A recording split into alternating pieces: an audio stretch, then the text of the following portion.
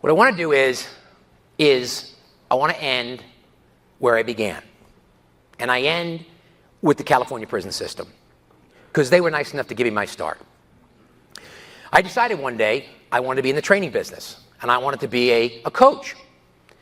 And I wanted to be a keynote speaker. So I just thought I'd call people up, right? And, I'd show up, and I went to Georgetown Law School. I had Gucci shoes, a custom suit, and I thought people would just be like throwing themselves down on the ground. Oh, God, the Messiah's here, right?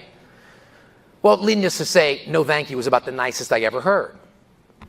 So I had this brilliant idea. I was part of this program called Volunteers in Parole that matched lawyers up with prisoners in the California prison system as like a big brother kind of concept. Not, you weren't their lawyer, you were just like a mentor to them.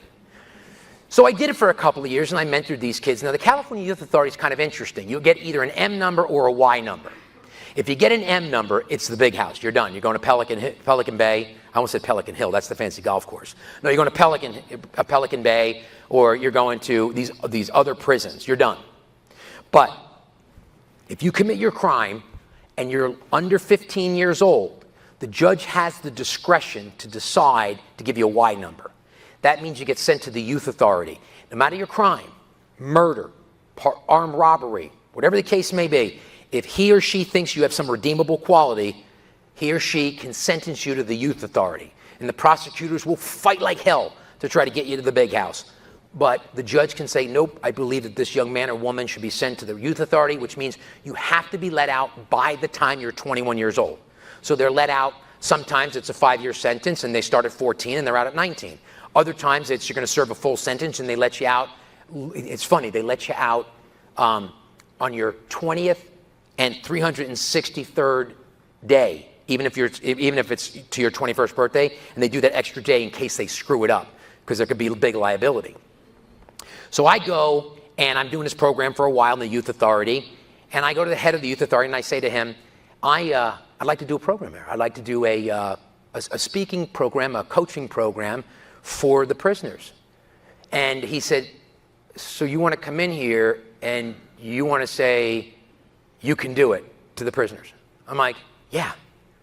He says, God bless you, right? So I said, and he didn't mean God bless you as in like, I'm doing the Lord's work. He meant like, you're nuts. So he agreed to it. So I showed up and then I would do the men's units and the women's unit. And the men's unit was good. It was fun. I would teach them certain things. I could teach them how to karate chop a piece of wood in half. As a metaphor, I would say, how many people here think they can karate chop a piece of wood?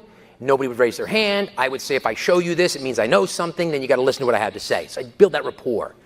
With the ladies, it was different, right? They were just more open, more sharing. So what I would do is I would get a duffel bag, and I would bring a duffel bag full of roses. And by the way, interestingly enough, before you actually go in and do your program, they make you sign a document that says that if they take you hostage, they don't have to negotiate for you, right? But I was single, so I didn't know any better, right? So anyway, so I would have this duffel bag of red roses. We would get together, and we would join hands, and we would breathe out all of the negative energy into the middle of the room. And then I would say to them, okay, and I would take out a rose, and I would give each of the girls a rose. I'm telling you, you had girls that murdered people. You had girls that were part of gangs and drug dealing and all of these different crimes. And then you had ones that were burglary, repeat offenders, things like that. And I remember being in the girls' units, and I said, I want you to take this rose and I want you to smell it. Go off by yourself and listen to what it says to you, because it's pure unconditional love. And so they would go off and they would smell the rose, and then some would laugh, some would cry, and then we came back and we would debrief. And I remember, we were sitting there, and I said to one girl, so what's it remind you of? And she says, it reminds me of picnics. I'd like to go on a picnic with my mom someday again. I was like, that's really nice. And then I remember saying to another girl, so what's it remind you of? And she's like, after smelling this rose, I don't want to get my GED. And I'm like, no, that's not what I'm going for here, right? And she's like, no, if I get my GED, I can't go to the prom, and I want to go out and I want to get a corsage. Now, you think when you go to the prison, right, you're thinking, like, I get in there and people look different, right? And they're not. And you think they're different inside, and they're not.